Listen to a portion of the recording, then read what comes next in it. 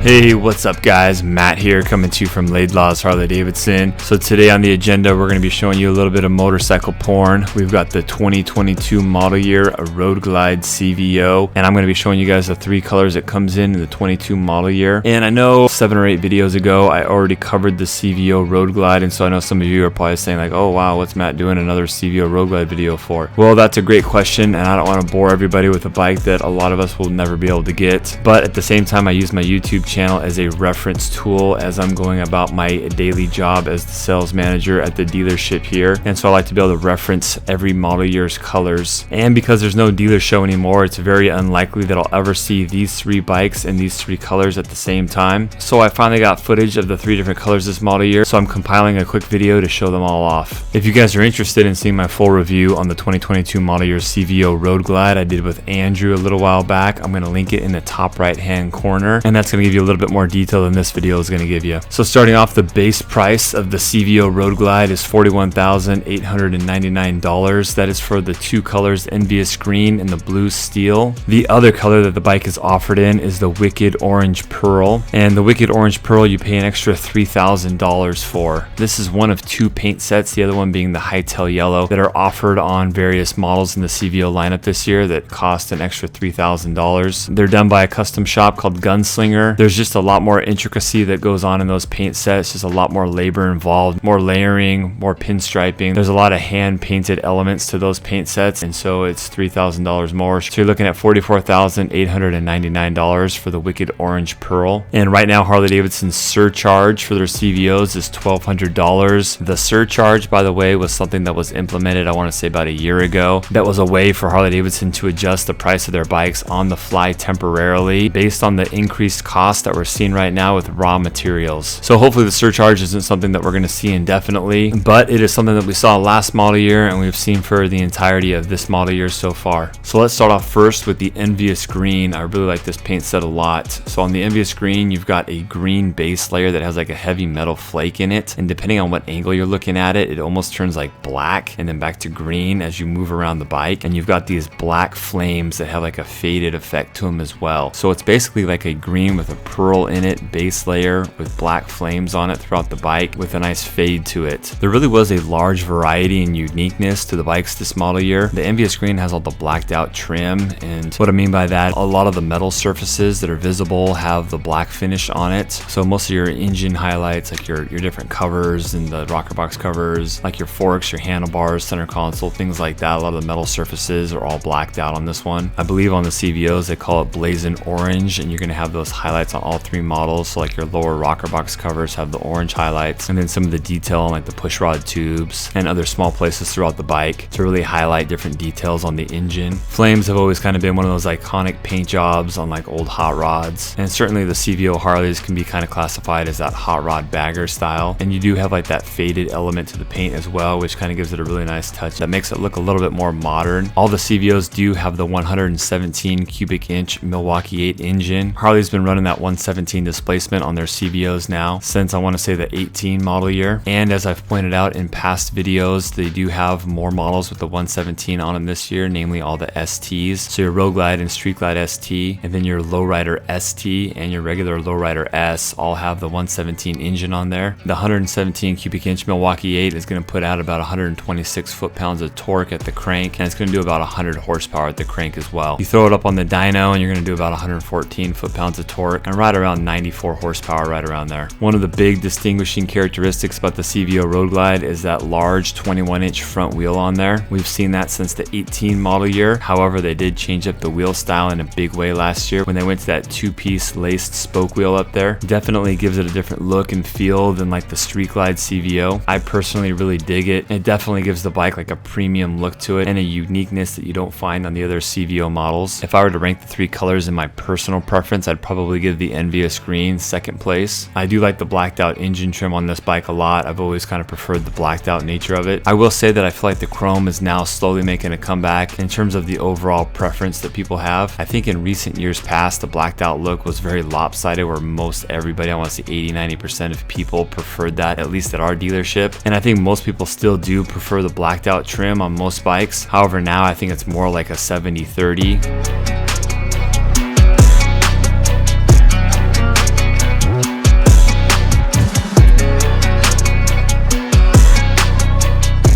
The next color we got here is the blue steel, and this is my personal favorite.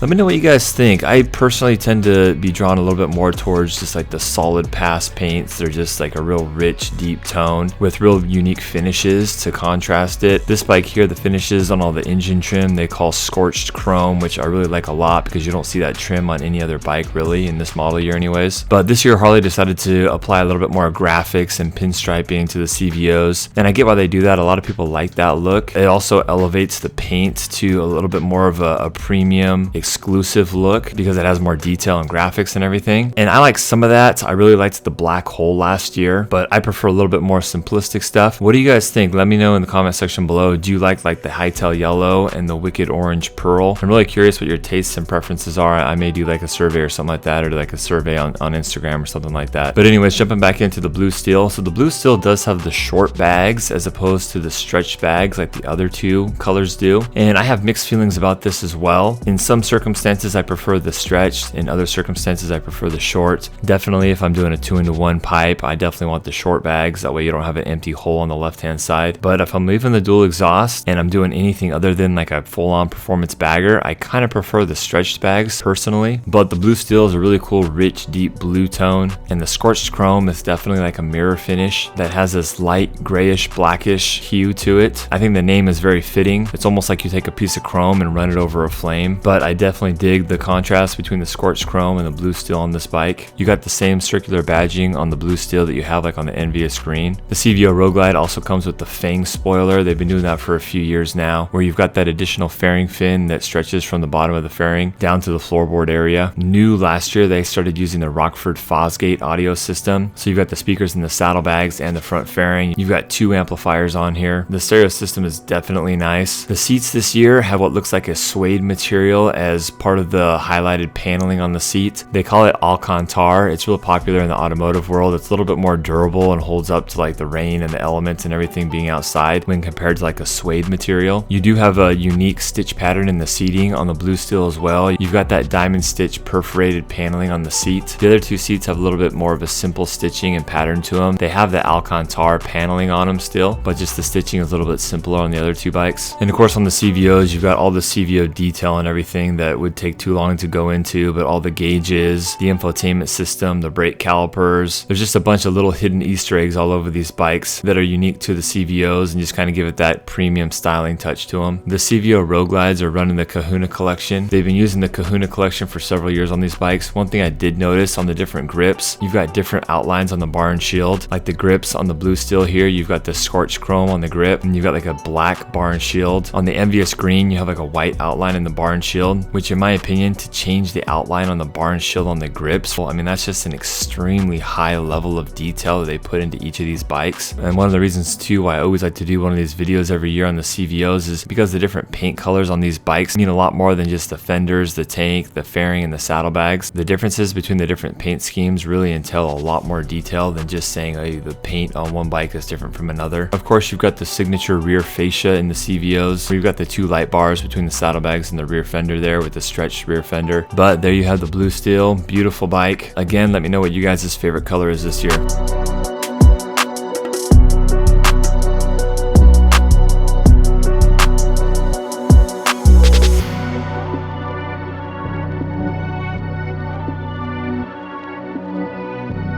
And last but not least, you've got the Wicked Orange Pearl, and this one is definitely a little bit louder than the other 2. So the dominant color in this paint scheme is definitely the loud orange. It's really bright, and you've got some cool like black paneling and accents throughout the bike. You've got a lot of the pinstriping on here, which like I mentioned before is high level detail stuff. A lot of this pinstriping and everything was hand painted on there. So the level of artistry on this paint set is far superior to the other ones. And if you look closely, the details in this paint job are pretty dang nice. This is also the only color that features the chrome finishes. So if you're a chrome guy, you're definitely going to want to consider the Wicked Orange Pearl. But as you can see, everything from the brake calipers to all the engine detail, the rocker box covers, the push rods, the transmission side covers, the exhaust, the forks, everything's all chromed out. You do have the heavy breather intake on these as well, with the nice little 117 insignia on the side there to remind you that you do have a large engine. The CVOs also have a unique engine case. It's like this gunmetal gray engine casing. So like I mentioned before, you do pay an extra $3,000 for this paint set when compared to the Envious green and the blue steel. But if you do get this color scheme, there is no question that you are on a CVO. I think some people in the recent years past have argued that there wasn't enough punch in the face when you saw a CVO. Like they became a little bit too subtle. That's not my personal opinion, but I think some CVO buyers want people to know that they've got a CVO from a block away. You can see there a little bit different stitching on the seat. A couple other notable items that you get in the electronics. So you do have the Boom Audio GTS 6.5 infotainment system that was new in the 19 model year. This bike does come with the WIM, the wireless headset interface module, and it also comes with a 30K wireless headset that allows you to do voice commands and take phone calls wirelessly and listen to your music and everything. The Rockford Fosgate speakers are definitely a nice little upgrade from the previous generation system that Harley's been running for, I want to say, probably about 6 or 7 years now. Of course, on the CVOs as well, you've got the nice flip out keys with the remote locks. You can lock your saddlebags on the dash there, or you can hit the button on your key fob to lock or unlock the saddlebags as well. The CVOs come standard with the RDRS, the Reflex Defensive Rider System, which is your traction control, your tire pressure monitoring, and your hill hold mode. Some of you may have seen my video that I posted, the top 10 CVOs of all time, and my number one pick for the best CVOs of all time that Harley-Davidson has ever produced is the CVO Road Glide, and these bikes would definitely fit into that generation of Road Glide. Within this generation, I think the 18 model year really takes the cake, because that's the year when we saw a lot of changes to the CVOs for the first time, and a lot of those changes like the wheel size and just the overall style points were first implemented, and a lot of those styling points and changes have still carried on up until this point. But these modern CVO Road Glides are still about 80 to 90% of what the 18 model year was. Of course, there's been about 10 to 20% of nice little upgrades here and there, like the stereo and the wheels and the paint and things like that. But I still consider these 22 model years still in that same generation as the 18 model year.